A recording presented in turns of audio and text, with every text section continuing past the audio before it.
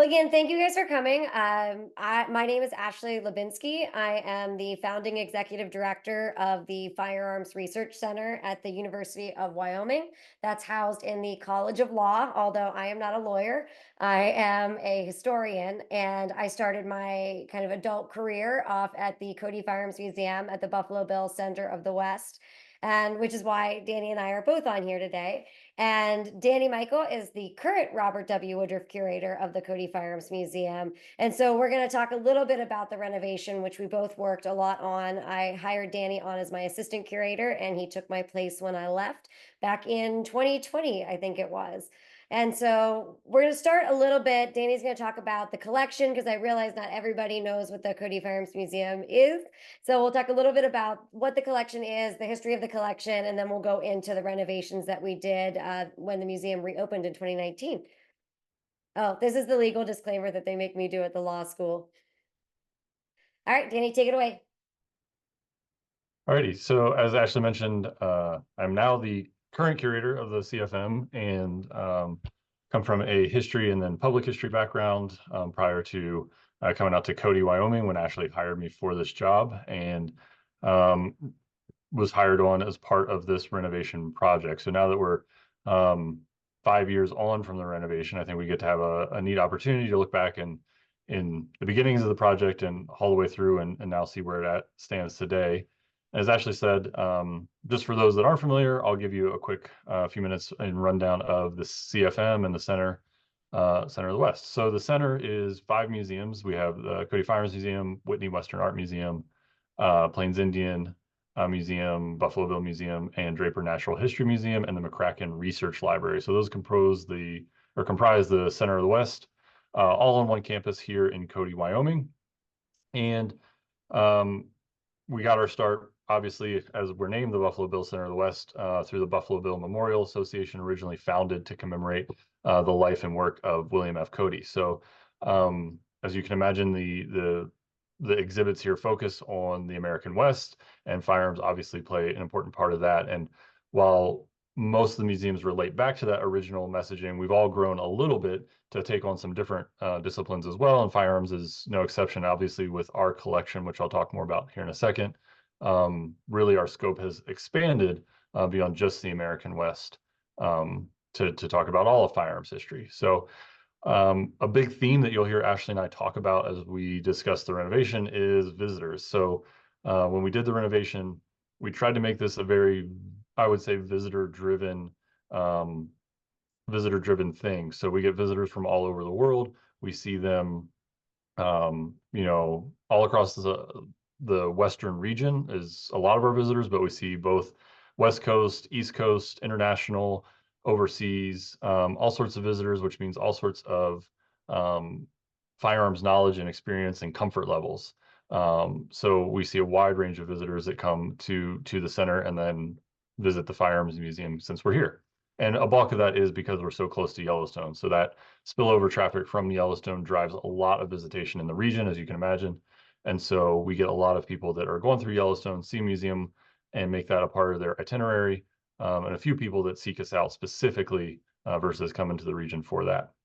And I mentioned the collection. So the collection, while it's best known for Western firearms, the firearms of the American West, we really cover a wide spectrum of firearms history. So the firearms themselves cover from the 1400s to the present.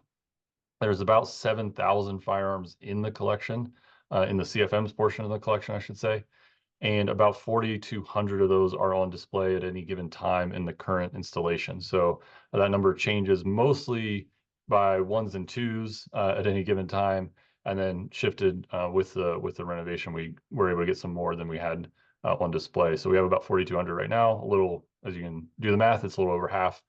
And then how we count our total collection is a little bit depends on who you ask, I guess. So we would say we have at least 25,000 artifacts in the CFM collection. Really, that's more like we have 25,000 catalog records. Some of those records comprise multiple items, like an ammunition box that has 50 pieces in it or something like that. But generally, we say we have 25,000 related artifacts in addition to the 7,000 firearms. And as I mentioned, a significant portion of our audience has really not much experience with firearms. They might be a novice, they might be unfamiliar, or they might just be zero experience, never seen a gun in person in their life.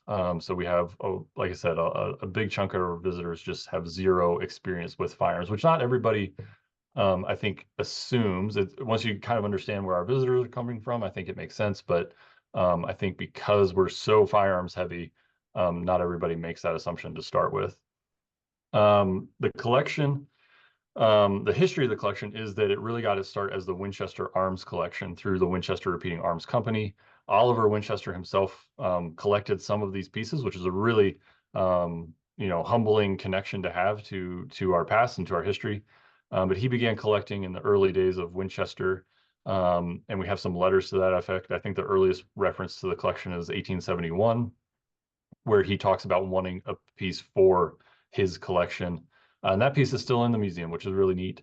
And then as the company grew and as they began to spread out, they collected what they made, what their competitors made, prototypes, things that their salesmen were finding, things that were involved, since it's a legal center that's hosting this, things that were involved in lawsuits.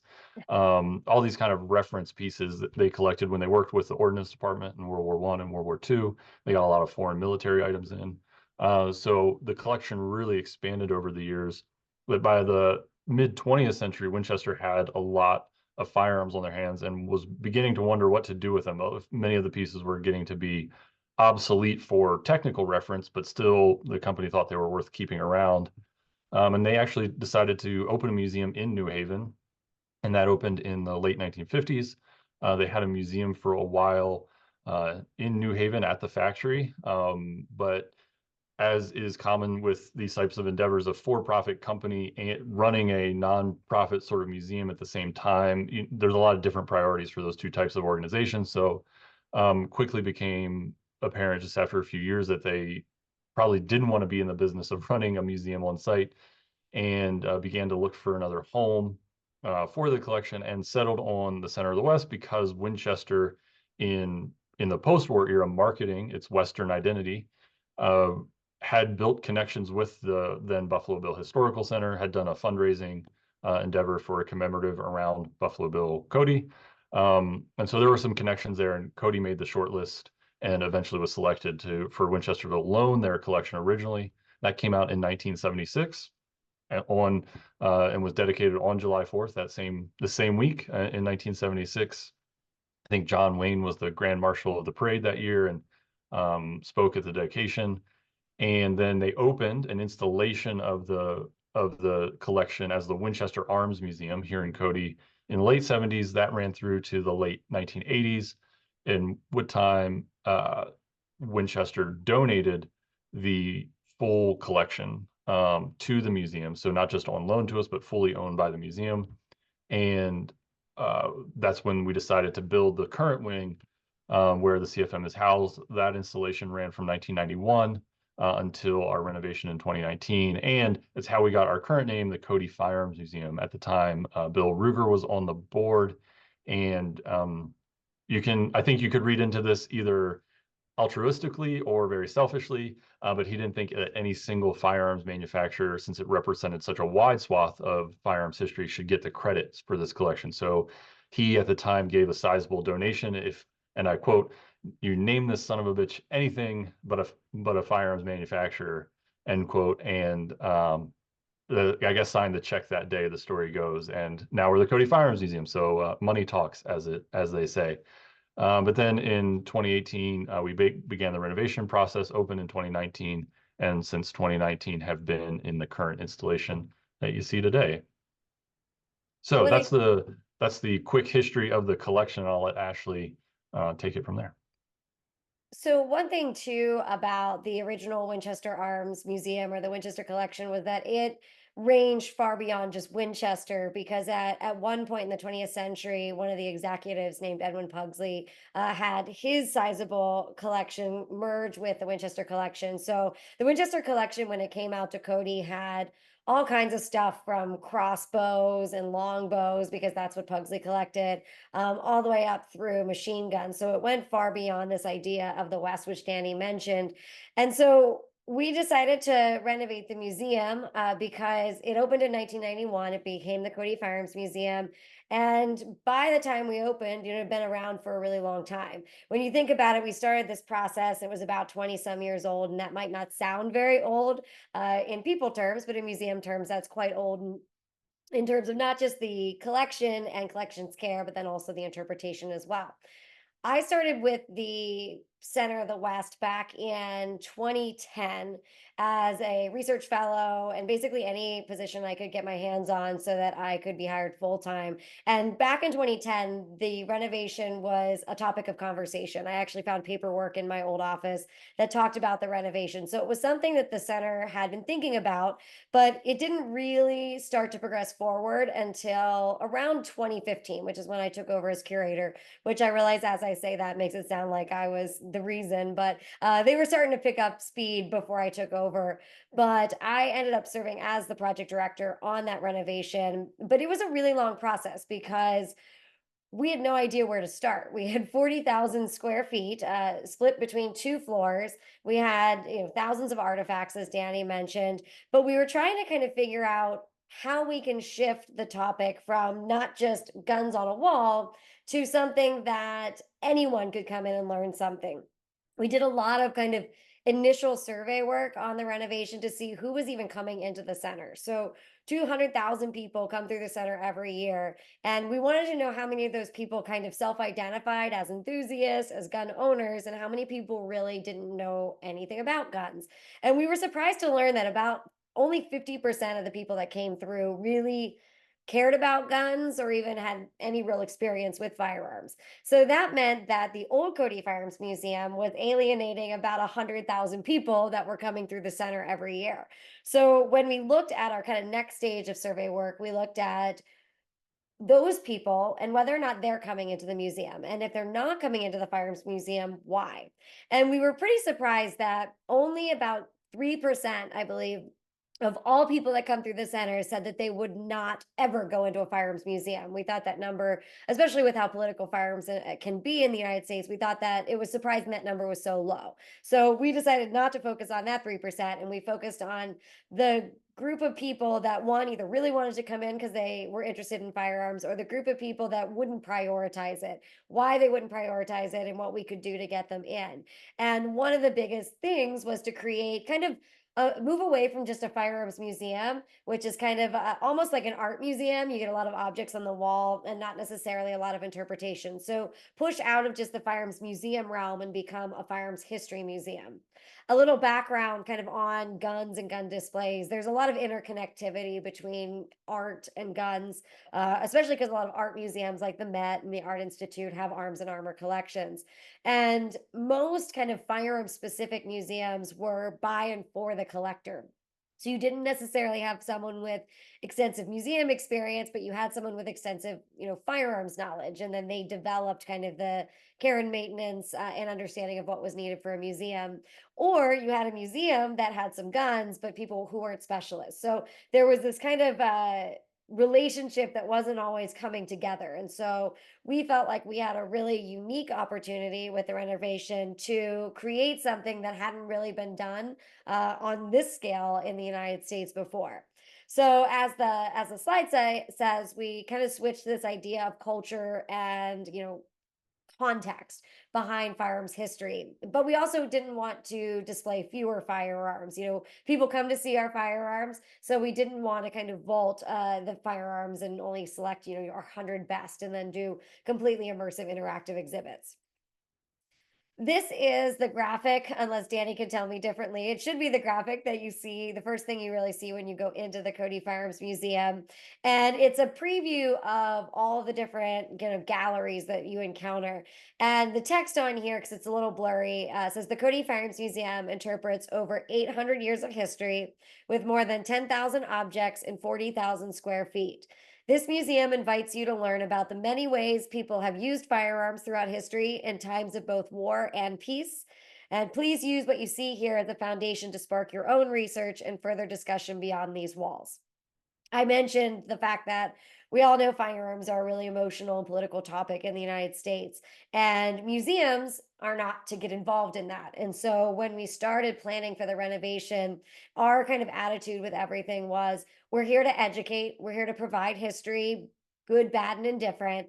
And allow people to come in and learn some more information and then draw their own conclusions about how they feel about firearms, or what they're going to kind of think about them moving forward. So we wanted to completely divorce ourselves away from that, obviously, and create something where people felt like if they knew a lot about guns they could ask a very technical question, but if they didn't know a lot about guns they didn't feel embarrassed to ask something of someone who knew a lot about them, because that sometimes happens a lot kind of in our culture.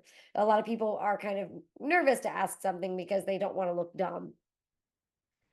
This is a photo, a slide of the actual opening of the museum, which was July 6th, 2019. So we're at our 5th anniversary. As you can see, Danny and I look a little exhausted, I think, Danny. In that photo. And we actually had about 2,000 people come through the museum that day, which is pretty impressive when you have a population of 10,000 people, when you can get that kind of concentrated group in, especially over a holiday weekend. And then I wanted to include the photo of this is Herbert House in the other photo. And Herb was the original Cody Firearms Museum curator. He wasn't the original Winchester Museum curator, but he came on towards the end of the Winchester Museum and helped with the renovation for the Cody Firearms Museum. So the way that we reimagined the gallery was to kind of turn away from doing a by manufacturer section, which I think Daniel talk when we talk about some of the critical reception we had isn't necessarily what a lot of gun collectors want to see. But we thought it was something that would help kind of perpetuate a history for people. And so the galleries that we had in the museum, you'll see the picture that says collection connections, and that's actually in the hallway that leads up to the museum. You can see in the kind of back of that or in the photo next to it, that's the front of the museum. And the reason we added this was because a lot of people don't realize that firearms history dates, almost 900 years in terms of international history. And it's been integral to understanding that history. But that's a history that's kind of been lost, especially in American culture. And when we do educational programming, we realize that people, didn't know that the clothing store Abercrombie and Fitch started off as an outdoor store, actually a really impressive outdoor store with I think 9 or 11 floors outside of Central Park. So they didn't know that Abercrombie and Fitch had a connection to the guns. And the next case, which you can't see, they didn't realize that all of these companies started making gun parts or firearms during World War. So that display had a Louisville Slugger in it because the Louisville Slugger made M1 carbine stocks, but you have General Motors, you have a lot of different companies that you don't associate with firearms. A Singer sewing machine back in the 19th century that were making gun, or the 20th century that were making gun parts. And then the last the last case we had was Henry Ford's serial number 1 Winchester lever action shotgun. And that was because Henry Ford actually visited the Winchester factory in 1909 before he built the Highland Park factory. And so you've got this interconnectedness to the assembly line process for cars that goes back to firearms. So we wanted to kind of draw people in, the people that said in our survey work, well, there's nothing in the museum that I would be interested in, or there's nothing that connects to me. We wanted to try to get people to see that there are these connections to American history that you may not be aware of. Then you come into the beginning of the museum, and we felt very strongly, especially with 100,000 people coming through the door who didn't really know anything about guns, that we have a primer of sorts, which if you know about guns, you know that we felt like we were really clever when we coined the name of that gallery. But that gallery has something as simple as, and as important as firearm safety and basics, all the way up through terminology. What are the different gun parts? Because when you go into the museum, there's a lot of jargon you encounter with firearms. And if you don't really know what any of those terms mean, you can kind of tune it out, maybe miss larger conversations. So in that first gallery, we had all kinds of terms, different ways to engage with firearms actions. We actually, on the other side, if you see the picture that says ammo, on the other side, you could work a bolt action, you could work a lever action, you could work a semi-automatic. So you kind of saw how that all operated. And then the other half of that gallery was our kind of target shooting gallery. And it also allowed you kind of in a safe atmosphere to handle a firearm and use it was a laser shots simulators so you could learn to kind of shoot a firearm at steel targets. So we wanted to also incorporate this idea of static display and hands-on exhibition. In the bottom of this kind of slide, you can see we also had a science center. So that was an entirely hands-on space where you could see how a cartridge separated, or you could try to identify a ballistics report for a crime lab, or see different types of firearm sites. And then one of the other things that we were really proud to have, because when you have so many firearms and you need to display a lot of them, were visible storage cases. These are cases that are modified out of Germany, and they allow you to display a much greater quantity of firearms in a much smaller space. So if you're someone that's really interested in all variations of a Winchester Model 1894, you could pull out that case. You could see both sides of the gun, which is something that a lot of people who are interested in firearms want to see. And you can see them all in a row. So we wanted to kind of temper that. The biggest gallery, I think it was the biggest gallery and the most involved gallery, was our kind of evolution of firearms technology. And this evolution started with pre-firearms and then went all the way up through modern day. We actually have 3D printed firearms in the collection on display. Then you can see in that picture that we have kind of a central timeline, and that's your linear. We moved from hand cannons to matchlocks to variation on flintlocks. And then on the other side of that, we also showcase technologies that were being developed at the same time that not a lot of people necessarily know about. Early repeaters, early magazine fed firearms, that kind of thing. And then you see kind of off to the right of the one image, you see kind of these bigger pull-out sections, and those are thematically driven. So those were the transition from single shot to multi-shot, the transition from black powder to smokeless powder, so that you could kind of get deeper into a subject matter if you were interested. And all of our displays had these reader rails at the bottom. So if you were someone that's interested in a lot of firearms, you could look up at the case and see, kind of the transition of the guns. If you were less interested in that and more the overall context and story, you could look at the reader rail and you got a lot more information about people, culture, and any type of bigger topic. So that one took us a long time. I think Danny and I could talk about some of the stories behind the renovation, but that took us a long time because it was kind of the central point. And it was also serving as kind of a fast track to the museum. So if you didn't have a lot of time, you wanted to come in and see the museum, you could kind of go up that hallway, down that hallway, and back out. Another very big part of our museum was our cost of war gallery. And this was our military history gallery. So around this big graphic, you had the evolution of military history in America, starting with our first kind of pre-America warfare, and then going all the way up through modern day. And we tempered this where you could see the evolution of firearms, but then we also wanted to do something that was immersive where you could hear the story of the soldier. So there's a tent in that one image, and in there you could actually pull up different firsthand accounts of soldiers from various wars, and you could add your own account to it. And then on the other side, we had an interactive video, or a video that showed you the cost of war. So it wasn't just human costs, but financial costs, economic cost, global costs. And so people could interact with that as well. And then some of our other galleries, obviously, were the Buffalo Bill Center of the West. So we had a big Western gallery. You can see in this image on the right, you can see the firearms and culture. So we try to do timelines of other themes. Our embellished gallery, and then downstairs we turned it into an entire gun library. So that was if you're really interested in a certain type of firearm, we had all of those visible storage cases, and you could take a look at that and see what you wanted to see in that subject matter. When we were planning this museum, there were a lot of kind of hurdles that we had to overcome.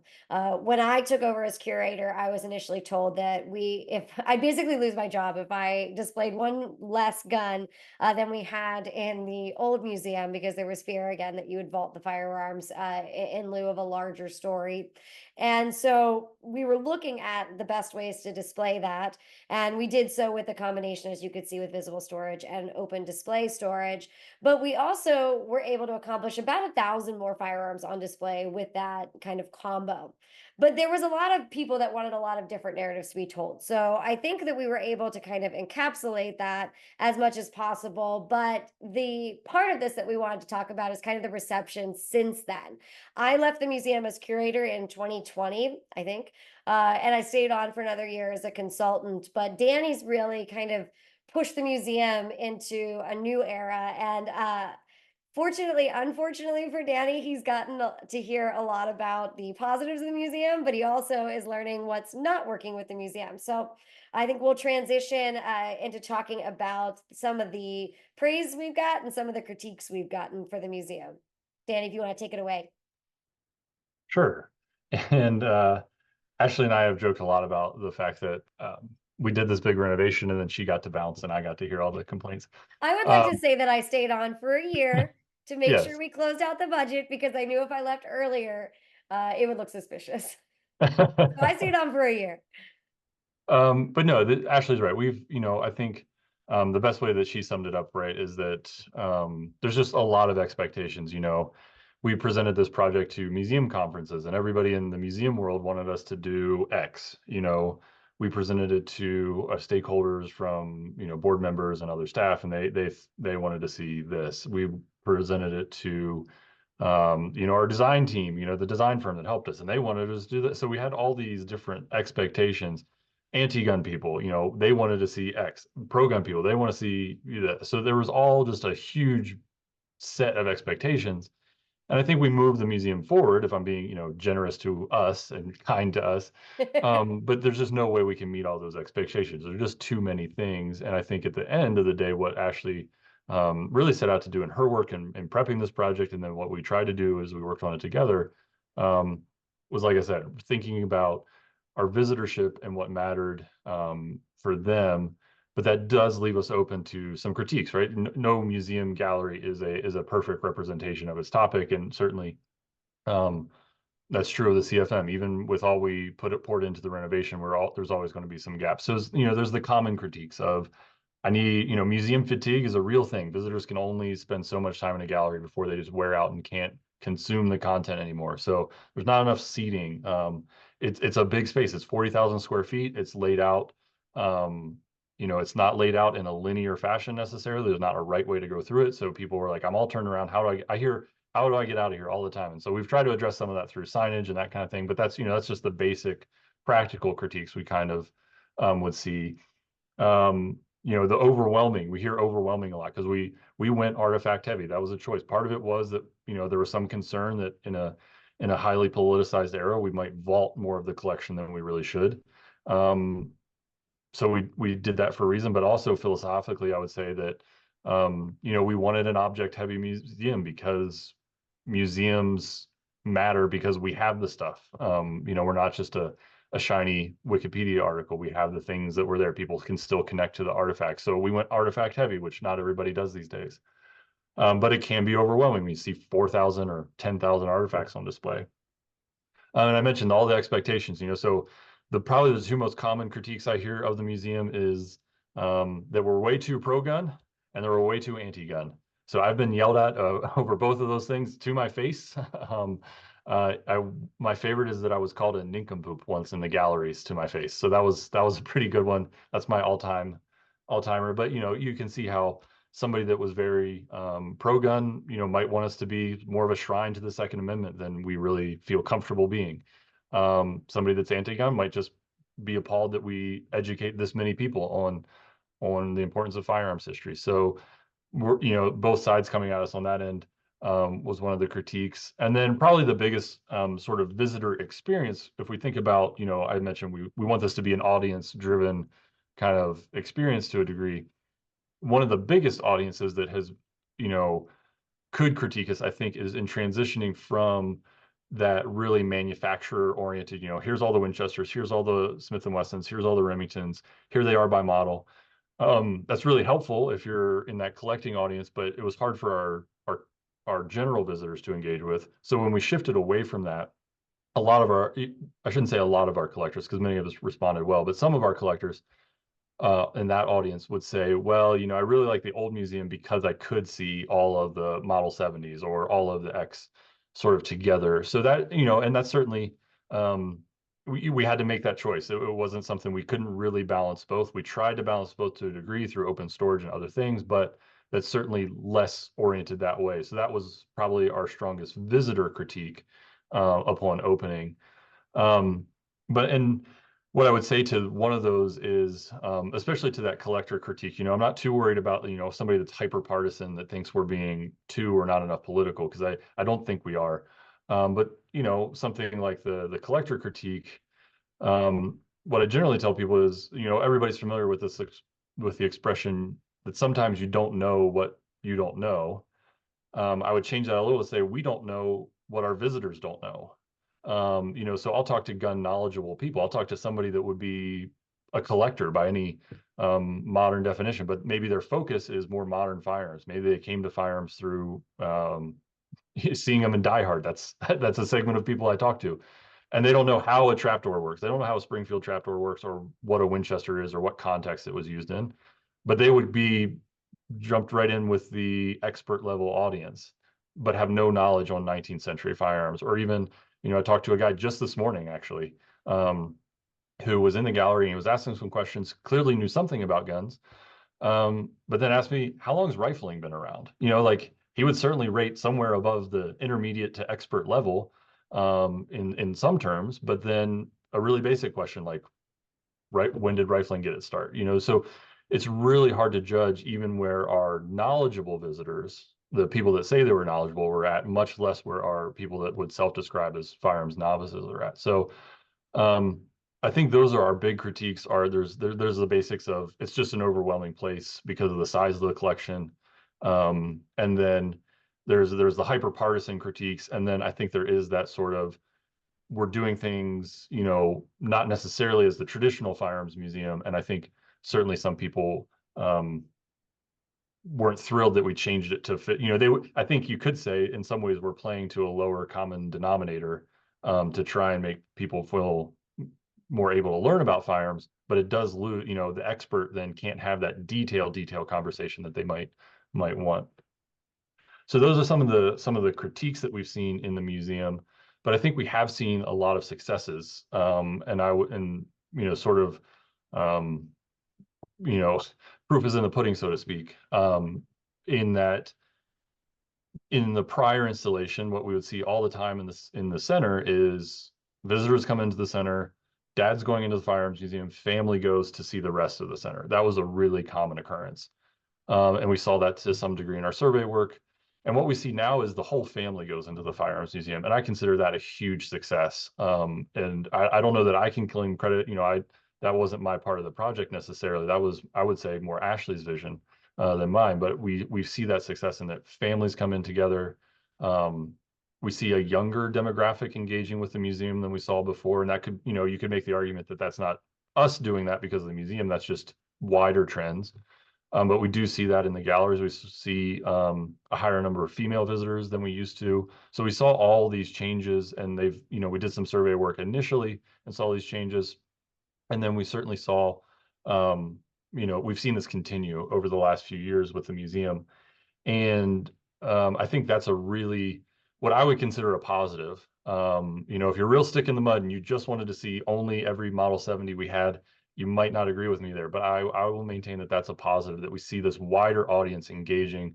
And we see that generalist audience, they're not afraid to ask questions in this space. I hear it all the time, and it's something I love to do. We see them engaging with those basics. I've never touched a gun. Here's a bolt action I can handle. That's a really great example. It's kind of a thrill to see. And probably one of the best examples I can give is that just last summer, I was in the gallery one day walking through, and I couldn't hardly believe it, actually. But I'm walking down the timeline, and here are 3 college-age female students, presumably on summer break, traveling through the museum, and they were talking about one of the guns on display, and it's a flintlock, and they're like talking at length about it. I overhear the conversation. That conversation didn't happen in the old museum. Like it or not, that was a conversation that really stood out to me, and has now become much more commonplace. Another example being, at one point I heard there's clearly a gun collector, like a Winchester collector type, talking to his wife at the entrance as I was walking by. and he gave up on the museum. He's like, I'm too tired. I'm done. I need a break. I've had enough guns. And I overheard this conversation, and his wife goes, "That's fine. You go sit in the cafe. I'm not done yet. I'm going back in." So, that kind of, it wasn't that we're relishing. We don't want to lose our collector audience or our expert audience, but we do want to be more accessible to a wide audience because, as Ashley referred, this is a museum where we want anybody, regardless of comfort level, experience level, to come and be able to engage with firearms history because it is really important. Wherever you stand, it's an important piece of the history and important to learn.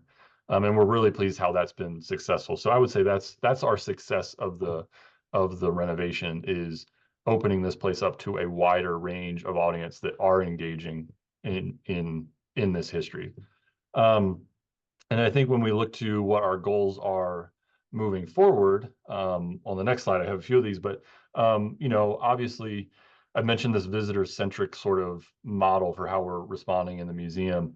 Obviously, at some point, we're stepping in with sort of a knowledge base from our curatorial knowledge to share information with visitors, but we don't want to be so aloof that we never respond to what they want to hear about, and what they tell us about the institution, what they tell us about the museum and their experience and how they see this. Are we landing? Am I cherry picking a few anecdotes that make myself sound good? Are the visitors really engaging at a better level? So that's why we continue to do survey work, and not just make assumptions that this is what folks want to learn about, because I think we can get ourselves into trouble there.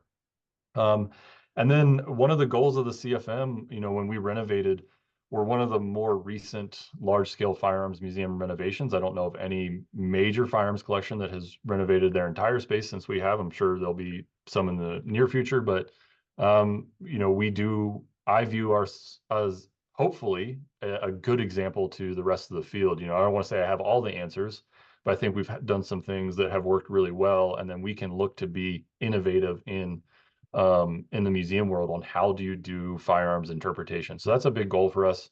So that means, interactive exhibits. That means being willing to have some tough conversations from time to time, and doing things like our hands-on programming, and tours that, put a firearm, a historic arm, into somebody's hands so they can see and connect with that object, which is kind of the point of museums. And then back to the basics, that I talked about the physical fatigue. We've continued to update the space, as I mentioned, for noise reduction and more seating opportunities, and give people a chance to get further in the museum before they hit that point of that guy saying, "I'm done. I'm getting a coffee. When you're ready to leave, give me a text." We want people to be able to spend a long time engaging with the space. And then curating, we're always continue to look to add gaps in the collection. We have this very 19th century American focused collection. We have other areas, but we always want to expand that. So we do contemporary collecting. We've collected some 3D printed firearms and some modern arms to help move our collection forward and fill in gaps within the collection.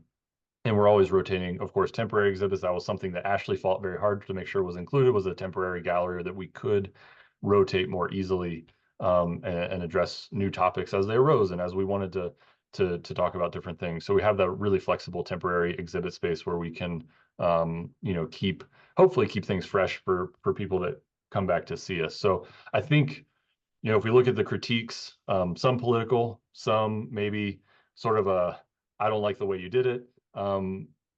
And we don't want to be unresponsive to those, but we did have, I think, a pretty clear focus in what we had hoped to do, and I think we have been successful in that. So those are, I would say, the critiques and the successes of the CFM since the renovation. And I had to pull up the slide. We also had fun.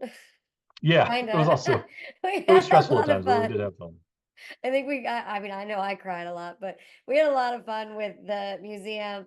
And I didn't want to interrupt you, Danny, but I did want to have you point out though. So when you build a new museum, you have all these great ideas like, oh, you can get hands on with this, or we can do that, or have this interactive, digital interactive. But one thing that people don't realize is they don't always work.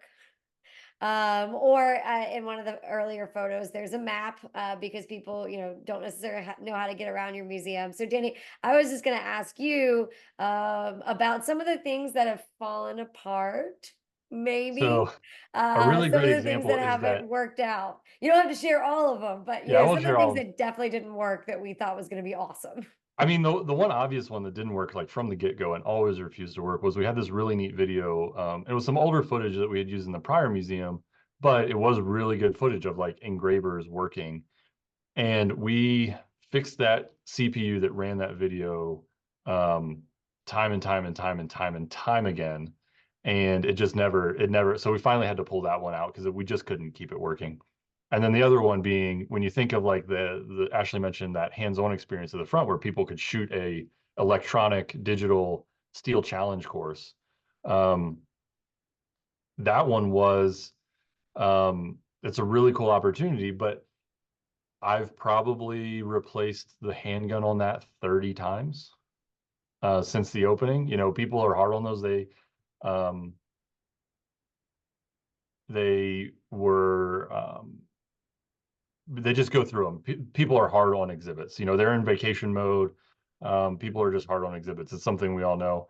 Um, so yeah, that one for sure has been replaced a lot, but it's still very successful, even though it's a bit maintenance intensive. That And just that was rem one of the very first visitor critiques we responded to because in that front gallery we had the 4 rules of gun safety to the handgun simulator, but we did not have them back by the bolt action and lever action interactive that as you mentioned. And somebody came in like day one and was like, hey, like I know it's safe, but you should really remind people these are still firearms that you're handling there. And then we thought that's a really good that's a really good comment. We should have done that. So we I added that in pretty quickly to remind people that even though they were inert, they were still, you know, we should still be observing rules of gun safety and taking steps to do that. And I will add to that that if you want to hear um, if you want to hear a critique, just write up your version of the rules of gun safety in a public space. I've heard so many people have written me to say that's the incorrect version. It's actually X. And it's all just like slightly different wording, but people are pretty I mean, and it's good. People should be very serious about safety, but I think we took it directly from the National Shooting Sports Foundation, and people are like, no, that's wrong. It can't be this. Yeah. I was So gonna say that I think one of the bigger fails in terms of like staff morale was we have or had an M2 machine gun, a pneumatic M2 machine gun. So very loud, very fast sounding. And it was in our military gallery, and our offices where Danny is sitting currently are right under that. And we had no idea until it was installed. And remember that kid with the Daniel Boone or the Davy Crockett hat was like messing with it, and it was just like bam, bam, bam, bam, bam, bam, and it was very annoying. And so we ended up having to put a requirement for to only fire it in burst yeah. because it was bad. And I think our records department definitely did not appreciate us adding that to the project. But I saw visitors love that. I saw Dave, you made that comment about Heart Mountain. So, for people who may not be from the area, Heart Mountain, the Japanese internment camp, is just right outside of Cody, and we included that in our cost of war, mural. And that's actually one of the things I was surprised at. That was controversial. I did not realize that that would be controversial. I went to college. We learned about Japanese internment. Like that was a big part of being an American history major. And I did not realize that that was controversial until we put that up. And we had several people that were irritated that we put that up. Which I was not. That you mentioned like that you don't know what you don't know, and I did not realize that that was a point of controversy. That was actually, I would say, the angriest comment I ever got about the renovation was over that mural specifically. That one, most of the people that have like critiqued it have like they've been fairly, you know, I might disagree with them, but they haven't been like you know, super obnoxious. Maybe a little, they might be a little snide or something like that. They'll say, that's, yeah, the new museum's not great. I really like the old one, or a little dismissive, but I would say never like super aggressive about it, at least maybe mean, maybe a little mean spirited, but not aggressive. That was one where I had somebody that was actually aggressive with me who called the museum one day and was like, just screaming at me on the phone. And I finally I was like, you know what? You can scream into somebody else's phone, and hung up. That's the only person I've hung up on that gave us a critique, but he was really angry about that mural specifically. But you know, it's important to include, we're right next to Heart Mountain. Yeah. I think it would be a really serious omission if we didn't include that. Robert, I see your question. I just want to piggyback on Danny and then we'll answer your question. Danny mentions that that was the most controversial mural. Was it, Danny? Was it the most? We got more comments. I would say we got more comments about the Time Magazine mural, but that was the one that specifically I had my angriest person about, I would say. Yeah, we featured in our timeline. There was a mural that Time Magazine did years ago, and it was 250 people represented across the gun debate, and it was represented equally across the gun debate. And there used to be a link to that where you could actually hear people's unedited stories. And we got permission from Time Magazine to display it, and the artist JR, I think, to put it in our timeline because we felt like it was a provocative piece, and it was probably one of the few pieces that maybe even still today that let people speak their mind without being edited, which we thought was pretty powerful. But there were definitely some powerful opinions at the opening specifically. I remember before we even opened for the private opening, I asked someone that was standing in there because they were looking at it. I'm like, what do you think? I was all proud of myself. I was like, Yeah. it's great. And she's like, no. She's like, this is divisive. And I was like, oh no. We hadn't opened the doors yet. And I was like, I've done something wrong. But it's kind of dissipated a little bit, right, Danny? Yeah, I mean, there were a few strong reactions because the people that had really loved the old museum were some of the first to like come by and see it, and they tended to be sort of the hardliners, so to speak. And One most that was really skeptical of what we were doing. right, yeah. One of the interesting critiques I mentioned, people said we're too anti-gun or too pro-gun, and I really do want to get to Robert's Yeah, we question, got but you. um, one of the funny critiques to me was always that we had somebody that was very upset that we didn't reference the Second Amendment in the new museum. And actually, the old museum never referenced it to my knowledge. I don't remember a label that No, it ever didn't. actually mentioned the text of it. And we have it in two places. So somebody that was very pro-gun was upset that we didn't reference. They missed both the references in the current museum and then sort of imagined, they were like, you definitely talked about this in the old museum. I'm like, Yeah. I can tell you, it was not on the labels. I pulled every single one of those labels off the wall. Yes, you did.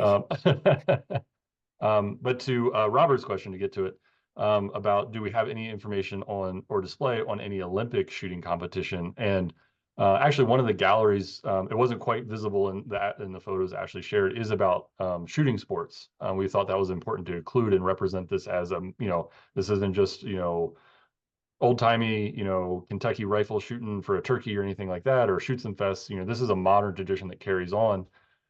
So we did include a shooting sports gallery. We featured some historic competitions. We featured some modern competitors, some currently active ones. And then we do have a couple of we don't have a huge collection in the Olympic area. So we're limited on what we could do, but we do have um, several Olympic style target rifles in there, in addition to the other modern and historic shooting sports represented. So there's probably a little bit more we could do if we could expand our collection in that realm. Although we did actually just have the opportunity to get Margaret Murdoch's rifles in, so we're going to be adding those to the display. So that'll be a really cool addition to talk about her international and Olympic career, and I think represent that really well. So that was a really exciting recent addition this past year that we're hoping to display soon. Glad you got that. Yeah, Danny and I really talk cool like every collection. day, but apparently not about museum stuff. Yeah, I mean, yeah, actually, probably I could like surprise you with half the things we've got. Well, I'll be there in August. So Yeah, I'll show you them all then. yeah. So Danny, what is the one thing you wish we could have done that we didn't do? And have you done it since? Yeah. Some of the things that well, and this wasn't, I think, known to me, sort of in the visitor experience realm, the one thing I've really enjoyed doing, and this is going to sound kind of weird because it's like so down in the weeds, but um, because we have all those giant glass cases, if we get a really busy day in the gallery, um, it's it's really noisy. It's super echoey, right? So there's all these hard surfaces and people talking loudly to their family, and it echoes. And if you have 400 people in that space, it gets really loud really quick. So we've actually done. I really want to. This is going to sound too biased of me, but I really wish we could get a suppressor company to sponsor this. But we've actually put in acoustic paneling to mitigate that and make it, because I find if I'm in a really noisy space, it's hard to it's hard to think, it's hard to read, it's hard to process what I'm seeing.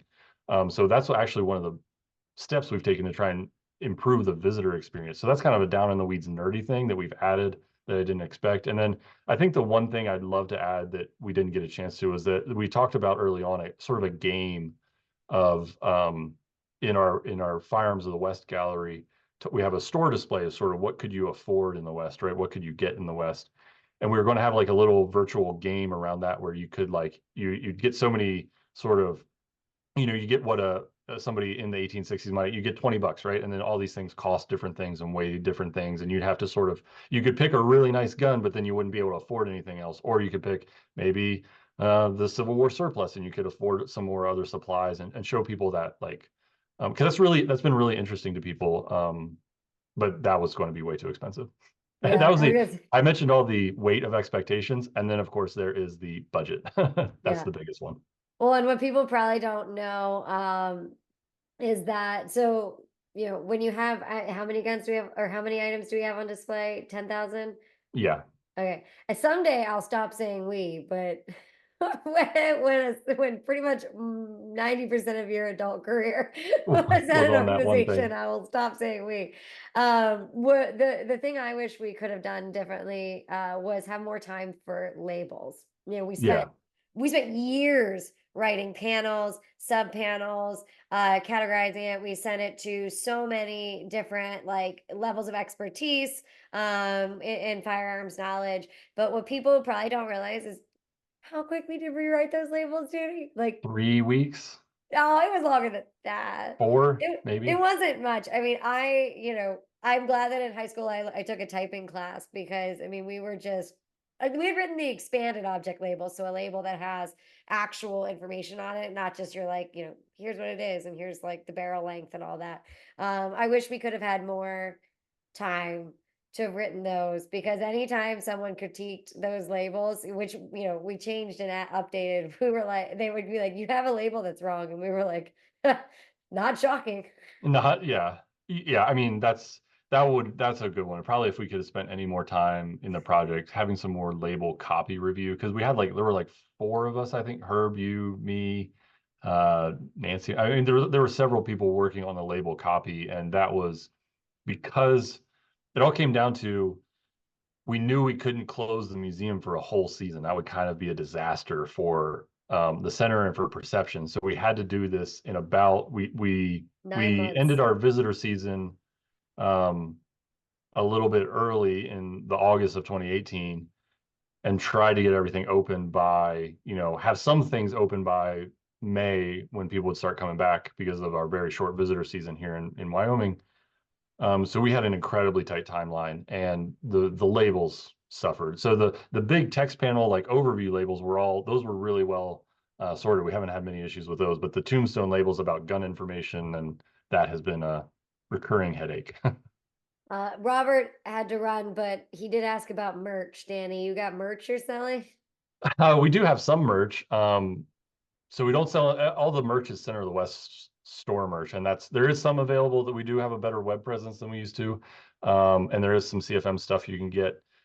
If you're really desperate, if you sat through us listening and send me an email to Danny M at Center of the West, I will send you a patch as a reward for watching this whole thing. So, but we do have some merch, but you got to go through our online store at centerofthewest.org.